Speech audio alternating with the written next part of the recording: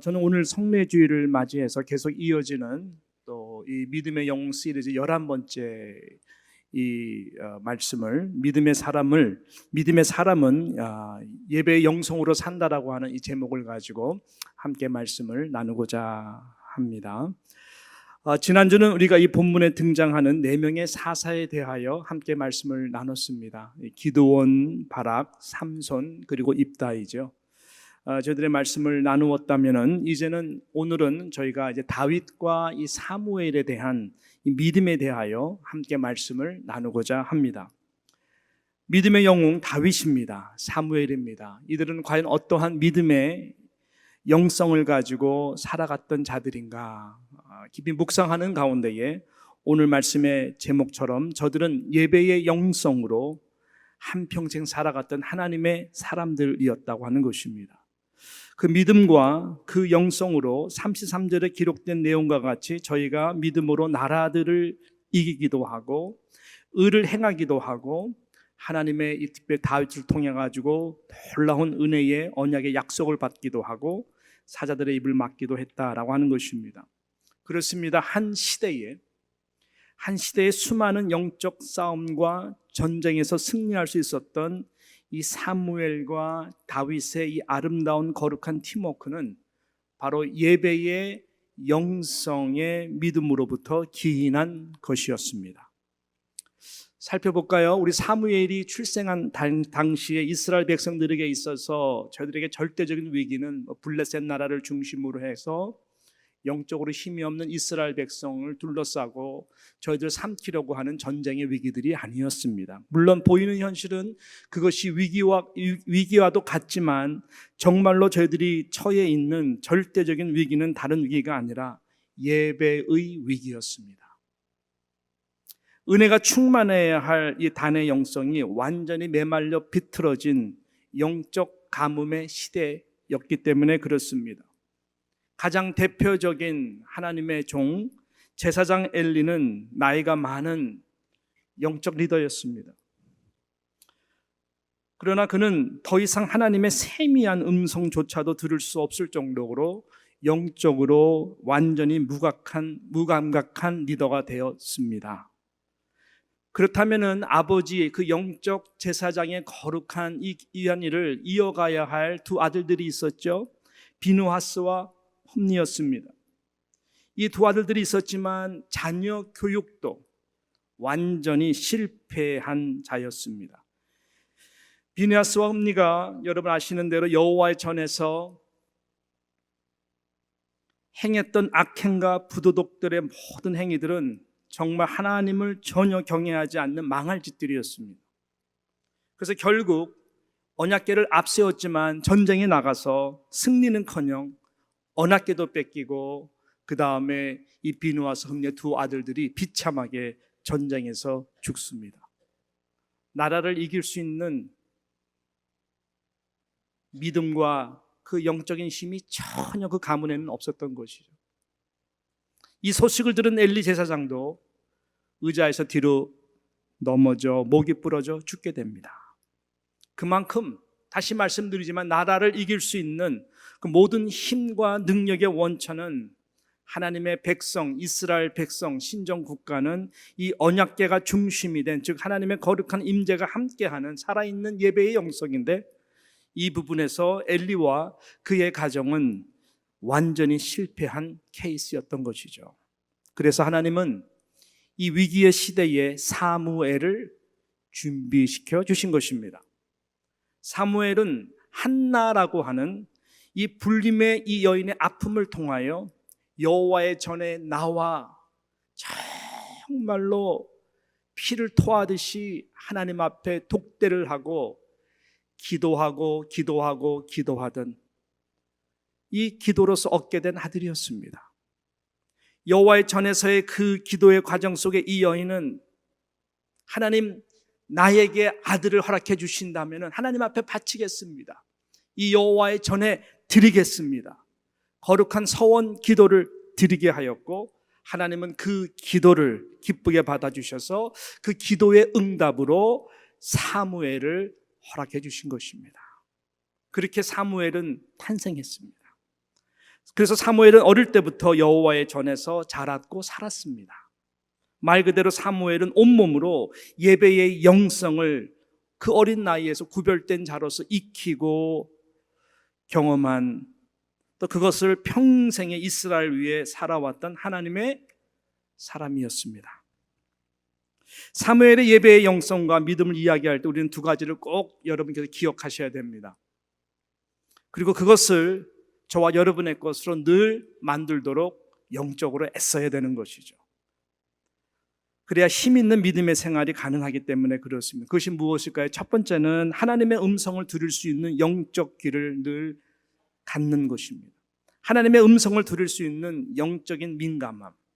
두 번째는 그 하나님의 말씀에 대한, 말씀을 들었을 때 그 가운데 나를 향하신 하나님의 뜻을 발견할 수 있는 분별력, 그리고 그 분별력을 가지고 행함의 믿음의 자리까지만 갈 수 있다면 여러분은 최고의 예배의 영성의 믿음의 자들이 될 수가 있는 것입니다. 사무엘이 이 부분에서 어릴 때부터 훈련을 철저하게 받은 자였습니다. 우리가 한번 뒷배경을 보면서요, 사무엘상 3장 1절부터 한번 좀 볼까요? 사무엘상 3장 1절은 지난번에 봤던 유명한 말씀인데 조금 다른 각도에서 봅니다. 보니까 아이 사무엘이 엘리 앞에서 여호와를 섬길 때에는 그 당시 상황이 여호와의 말씀이 희귀했다, 이상이 흔히 보이지 않았더라 말씀을 합니다. 자, 그러면서 2절에 보니까 보십시오. 엘리의 눈이 점점 어두워가서 잘 보지 못하는 그때에, 엘리는 어디에서 잤어요? 그가 자기 처소에서 누웠어요. 자, 그런데 3절부터 봅니다. 하나님의 등불은 아직 꺼지지 아니하였으며, 꺼지지 않았음에도 불구하고 엘리는 자기 일을 다 하지 않고 그냥 처소에서 그냥 영적으로 잠든 모습을 말하는 거예요. 바로 그때에 하나님의 등불이 아직 꺼지지 아니었으면 사무엘은 어떻게 했습니까? 어린 나이에도 불구하고 하나님의 궤에 있는 여호와의 전안에 누웠더니, 이게 원래 반대가 돼야 되는데 사무엘은 그렇게 여호와의 궤, 법궤 가장 가까운 곳에서 누웠다라고 하는 것이죠. 그러니까 하나님의 임재를 가까이 느낄 수 있는 그 자리까지 간 거예요. 여호와를 경외하는 마음의 자세인 것이죠. 정말 하나님이 어떤 분이시지 그것을 배우려고 하는 그 영적인 자세입니다. 그러니까 하나님이 나타나십니다. 4절에 보니까 여호와께서 사무엘을 부르시는지라, 사무엘아 그랬겠죠. 그가 대답하되 네, 내가 여기 있습니다 했는데 그것이 첫 번째는 하나님의 음성인 줄을 몰랐어요. 엘리 제사장이 나를 부르나 보다 생각했어요. 그래서 5절에 보니까 엘리에게로 달려가서 가로되 당신이 나를 부르셨기로 내가 여기 있나이다 가로되, 엘리가 뭐라 그래요? 나는 부르지 아니하였으니 다시 누우라. 그가 누웠어요.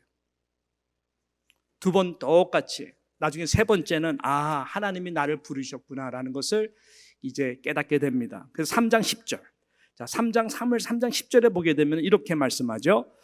여호와께서 임하여 서서 전과 같이 사무엘아 사무엘아 부르시는지라. 자, 사무엘이 가로되 어떻게 해요? 시작.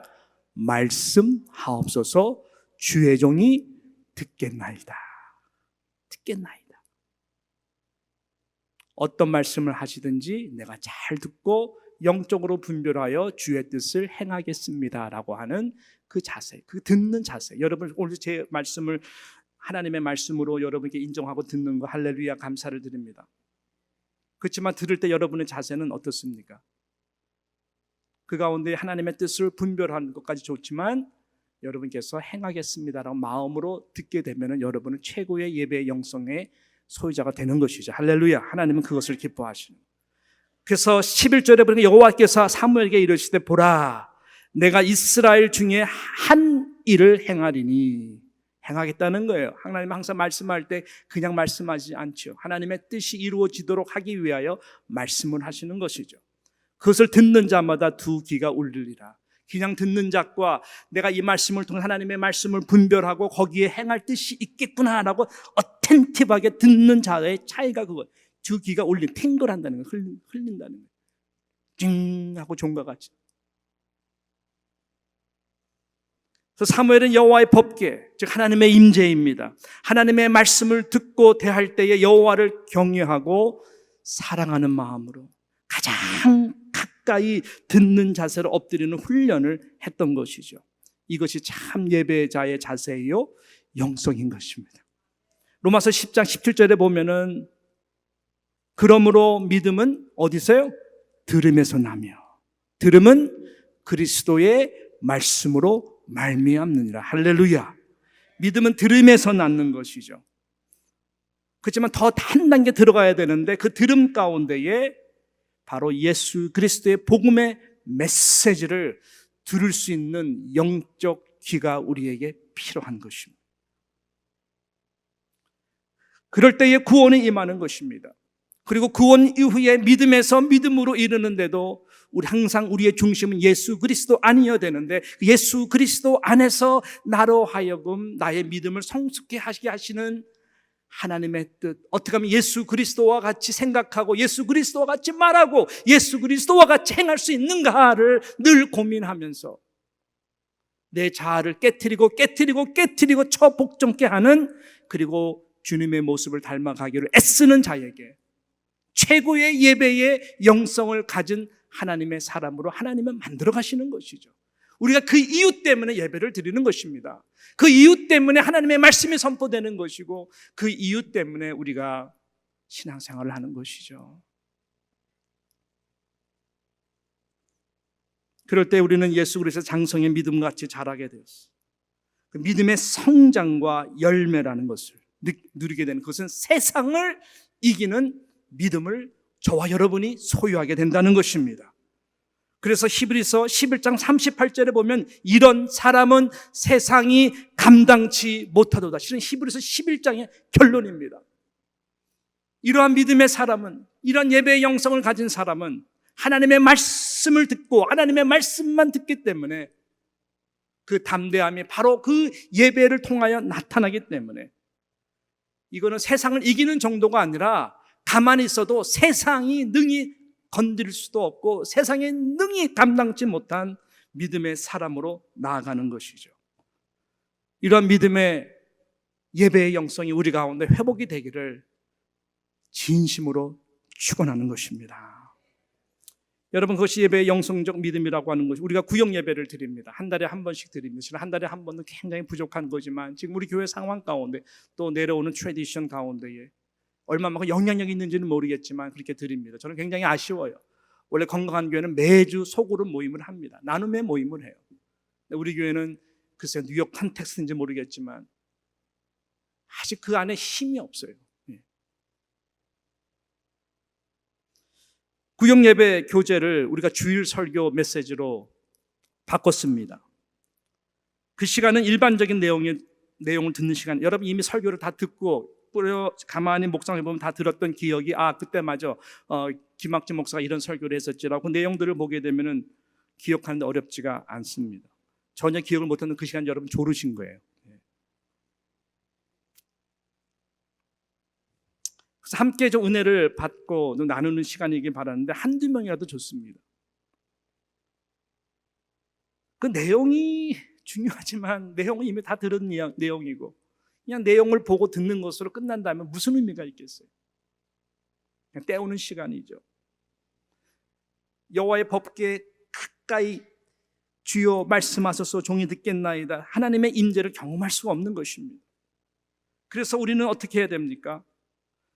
한두 명이라도 좋습니다. 이 말씀 통해서 어떻게 내가 결단해야 되고 적용해야 되는지, 우리가 적용 질문들을 잘 우리가 이렇게 드리잖아요. 어떻게 적용했는지 나와 있는 질문들을 잘 묵상하고 함께 나누고 기도하는 시간이 되기를 바라는 것이죠. 적용을 하지 못했다면, 결단하지 못했다면 내가 이런 마음으로 결단하고 싶다. 그러면 그것을 위해서 함께 서로 기도하고 격려하는 시간이 되어야 되는 것이 중요한 것입니다.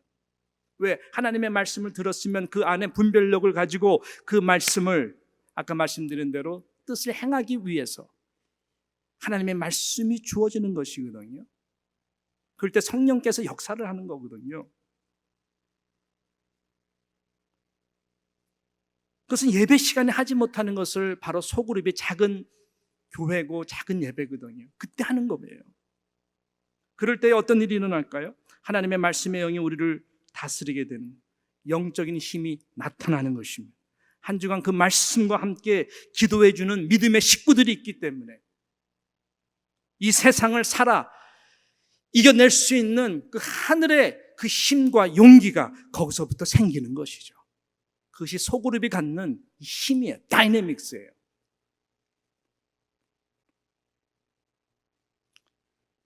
그래서 하나님의 말씀을 경외함으로 늘 듣고 이 행함의 예배의 영성의 믿음으로 세상을 이겨낼 수 있는 우리 뉴욕 장로교의 모든 믿음의 식구들이 되시기를 진심으로 축원합니다. 사무엘상 16장에 보게 되면 사무엘이 하나님의 음성을 또 듣습니다. 그리고 하나님의 뜻을 분별하고 행하기 위하여 믿음으로 어디로 갑니까? 이새라고 하는 그 집에 가서 여러 형제 중에서 이 사울 하나님이 버렸기 때문에 그 다음에 세울 그 왕에게 기름 붓기 위하여 그곳으로 가죠.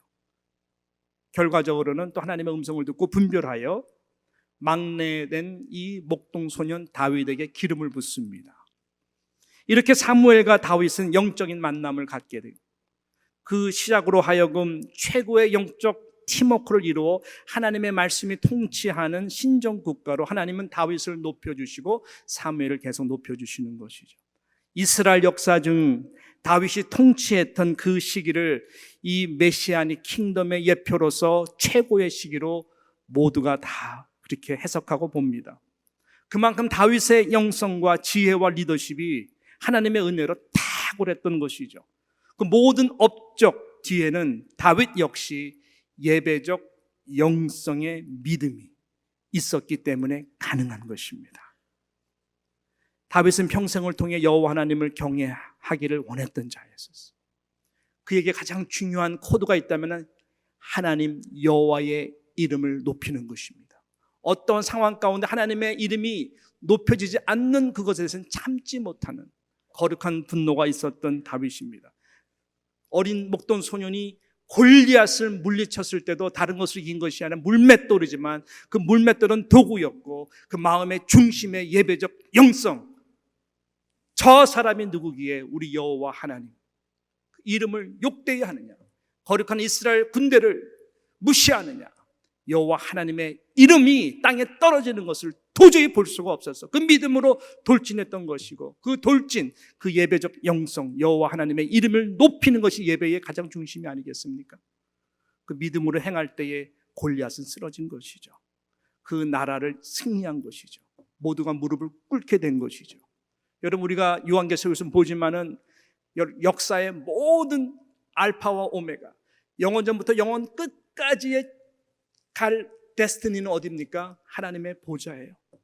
하나님의 보좌는 영원토록 있는 것입니다. 요한계시록에서 사도 요한이 보았던 하나님의 보좌는 정말로 영광스럽고 사람의 표현을 할 수 없는 거룩한 곳인데 그것은 예배하는 것이에요. 예배하는 것이. 요한계시록은 크게 두 가지 그림이에요. 예배하는 하나님의 영광의 거룩한 보좌와 끔찍할 정도로 앞으로 나타날 임하게 될 이 세상의 재앙에 대한 그림이에요. 그렇지만 그 영광의 보좌의 예배의 영성이 그 모든 짧은 역사 가운데 이 세상의 종말을 다 덮어버리는 것이죠. 이미 승리한 어린 양 대신 예수 그리스도가 그 중심에 있고 구원자 심판자 대신 예수 그리스도의 이름으로 그 믿음으로 살아간 모든 나라들을 이긴 이 예배적 영성이 저들의 믿음에 된 자, 그것이 다윗이고 다윗의 예표가 바로 예수 그리스도인데 그러한 자들을 하나님께서는 높여주시는 것이죠. 할렐루야, 할렐루야.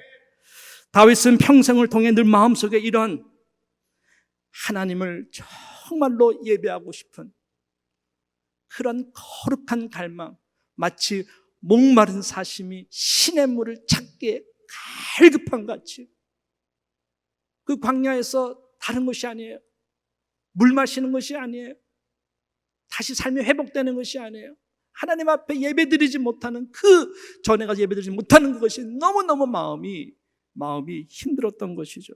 대표적인 시편 42편 2절, 3절, 4절.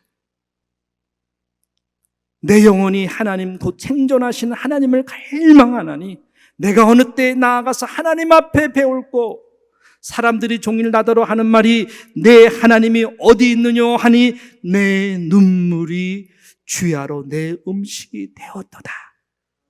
내가 전에 성의를 지키는 무리와 동행하여 기쁨과 찬송의 소리를 바라며 저희를 하나님의 집으로 인도하였더니 이제 이 일을 기억하고 내 마음이 상하는도다.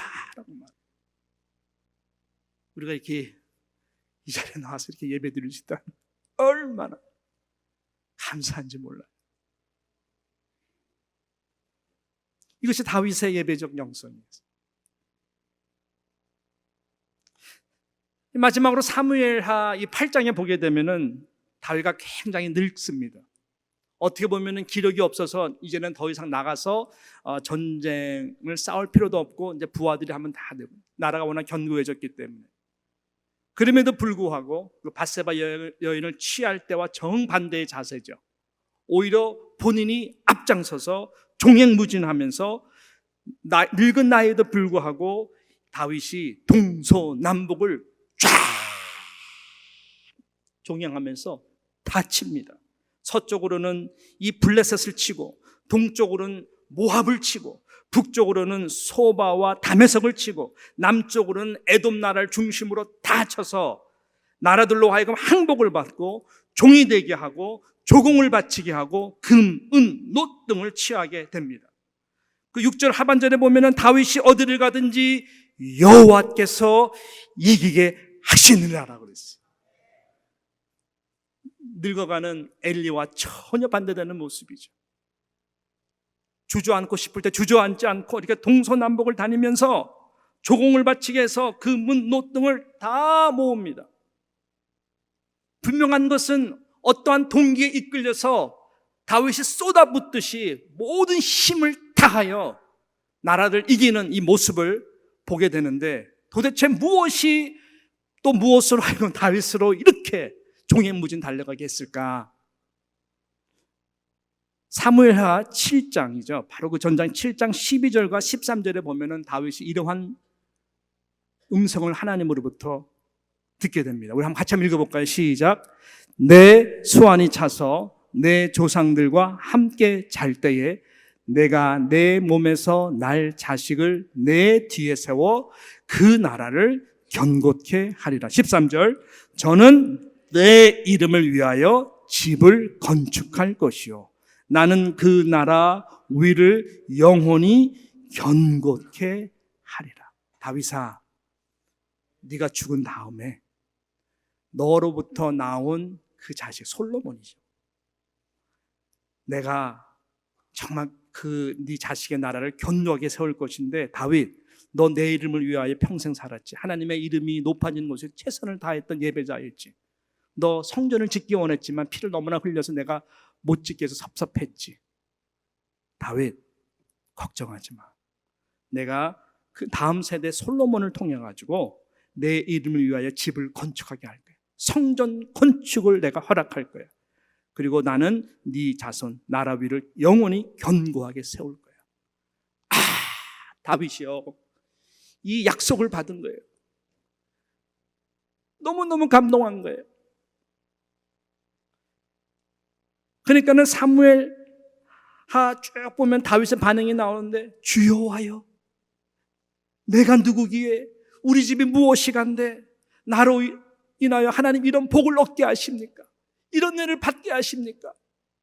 너무 하나님 앞에 감사해서 뛰는 가슴을 어떻게 할지 모르는 거예요.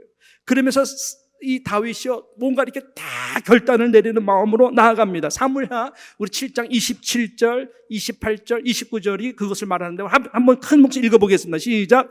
만군의 여호와 이스라엘의 하나님이여, 주의 종에게 알게 하여 이르시기를 내가 너를 위하여 집을 세우리라 하신 거로 주의 종이 이 기도로 구할 마음이 생겼나이다. 28절. 주 여호와여, 오직 주는 하나님이시며 말씀이 참되시니이다. 주께서 이 좋은 곳으로 종에게 허락하셨사오니. 29절.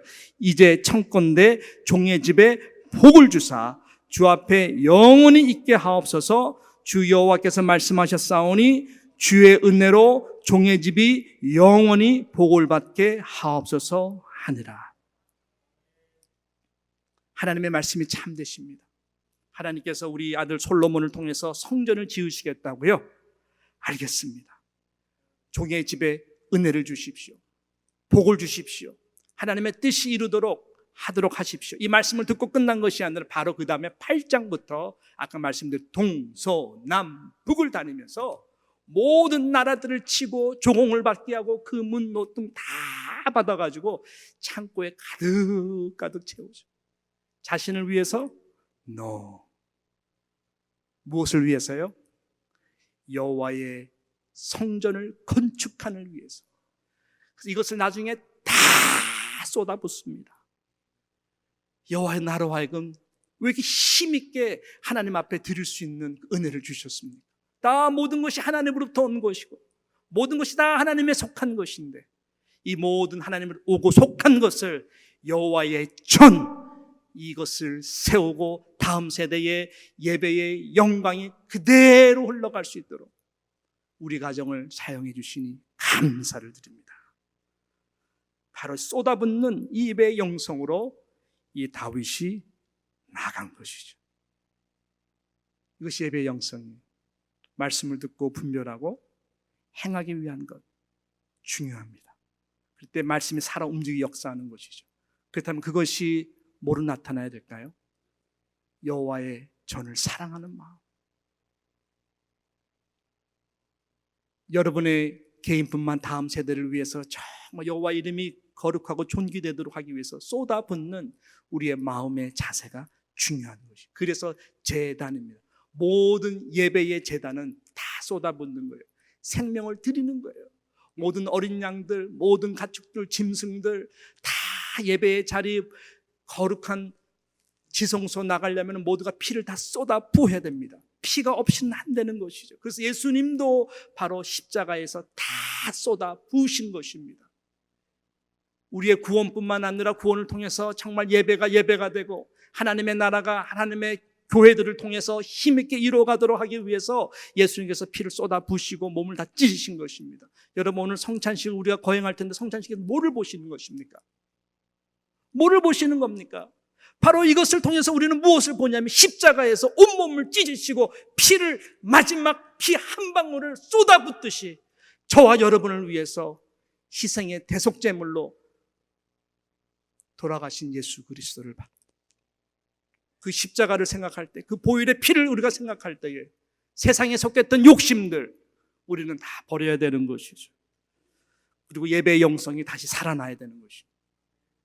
쏟아붓는 이렇게 될 때에 주님의 몸된 교회가 세워지고 여러분의 가정을 정말 하나님이 축복해 주십니다. 다음 세대를 축복해 주시는 것입니다. 하나님은 여러분의 믿음의 땀방울 하나도 다 기억지 않는 것이 없어요. 다 기억해요. 저는 아무리 생각해도 제가 누리는 모든 복, 우리 아이들이 누리는 모든 복은 저의 의가 하나도 없고 하나님의 은혜로 저희 전 세대는 아버님이 다 쏟아부으신 그 신앙의 은혜에 하나님의 그 기억하심으로 불쌍히 여겨 주셔서 복을 주시는 거예요. 그것은 우리 자녀들에게도 똑같은 것입니다. 이것이 우리 가운데 회복이 될 때에 사무엘과 다윗과 사무엘이 놀라운 영적인 팀워크를 이뤄서 왕 같은 제사장으로 거룩한 나라로 다윗의 그 킹덤이 바로 메시아의 킹덤을 얘기했던 것과 같이 모든 나라들을 이길 뿐만 아니라 세상에 감당할 수 없는 하나님의 백성으로 나라로 하나님이 굳건히 언약과 약속 가운데에 세워주시는 것이죠. 이것이 우리 가운데에 다시 한번 예배적 영성으로 믿음으로 회복될 수 있는 귀한 시간이 되기를 주님의 이름으로 축원하는 것입니다. 그러한 마음으로 우리가 성찬식을 오늘 함께 대했으면 좋겠습니다. 다시 한번 한 쏟아붓는 그런 마음으로 드리는 하나님을 경외하고 사랑하는 마음을 주님 나를 위해서 갈기게 찢으신 몸과 피를 생각하면서 회복되게 하여 주십시오. 쏟아붓는 영성으로 나가서 나라를 이기는 듯한 다윗이 나이가 많은 나이임에도 불구하고 동서남북 종일 움직였던 하나님의 나라와 영광을 위하여 쏟아붓기 위하여 최선을 다하는 하나님의 나라의 백성들 될 수 있도록 나의 날마다의 삶도 복되게 하여 주시옵소서.